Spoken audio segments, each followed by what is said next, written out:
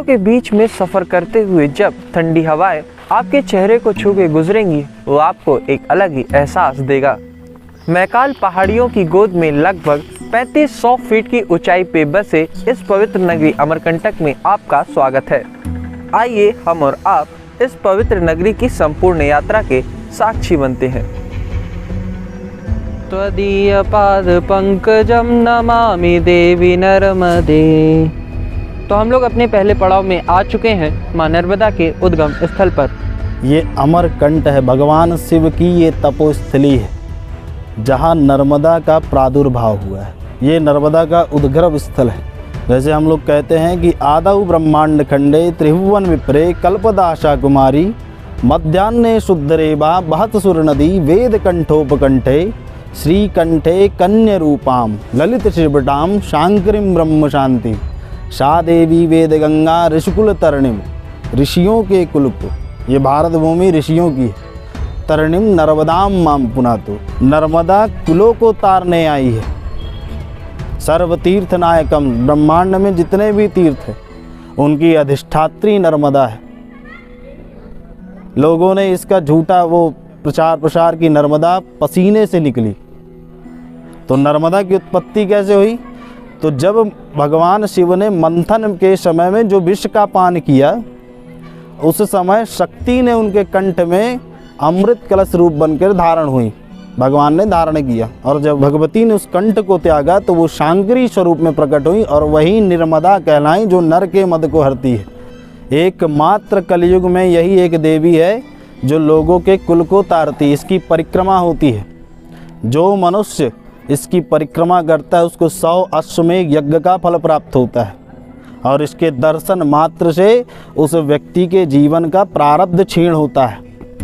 मां नर्मदा उद्गम के दर्शन के बाद आइए चलते हैं अब उस स्थल पर जहां मां नर्मदा ने अपना बाल्यकाल बिताया। नर्मदा उद्गम स्थल से 1 किलोमीटर पूर्व की दिशा में स्थित यह है माई बगिया, जिसे चरणों तक कुंड भी कहा जाता है। ऐसी लोक मान्यताएं भी हैं कि नर्मदा का असली उद्गम स्थल यह है। मां नर्मदा ने अपनी सहेलियां गुलबकावली और जोहिला के साथ अपनी बाल लीलाएं इसी जगह पर संपन्न की।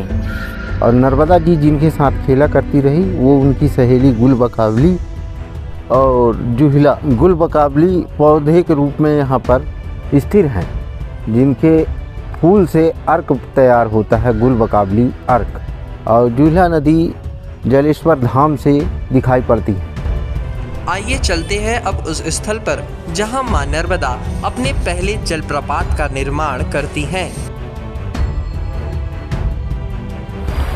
अपने उद्गम स्थल से लगभग 1300 किलोमीटर की दूरी तय करने के लिए मां नर्मदा पश्चिम दिशा की ओर निकल पड़ती हैं और लगभग 8 किलोमीटर की दूरी तय करने के बाद मां नर्मदा अपने पहले झरने का निर्माण करती हैं। 100 फीट से गिरता हुआ ये पानी आने वाले आगंतुकों को आनंदित कर देता है। कल कल करती आवाज़ चित्त को सुकून देती है और शायद यही वजह रही होगी कि कपिल मुनि ने इस जगह को अपनी तपोस्थली के रूप में चुना होगा और यही वजह है कि इस स्थल को कपिलधारा कहा जाता है। भारत के प्रमुख 6 दर्शनों में से एक सांख्य दर्शन की रचना कपिल मुनि ने इसी स्थल पे की है। कपिल धारा के बाद आइए अब चलते हैं मां नर्मदा के दूसरे जलप्रपात दूध धारा की ओर। ये प्राचीन काल महर्षि दुर्वासा जी की ये पवित्र गुफा है बच्चों। आहारी फलाहारी पवनहारी दूधाधारी जलाधारी गुप्त प्रकट सिद्ध की ये गुफा है। यहाँ पर ऋषियों की तपस्या से ये धरती पवित्र हो चुकी है। दूधधारा घाट के नाम से दुर्वासा ऋषि गुफा आश्रम प्रसिद्ध है।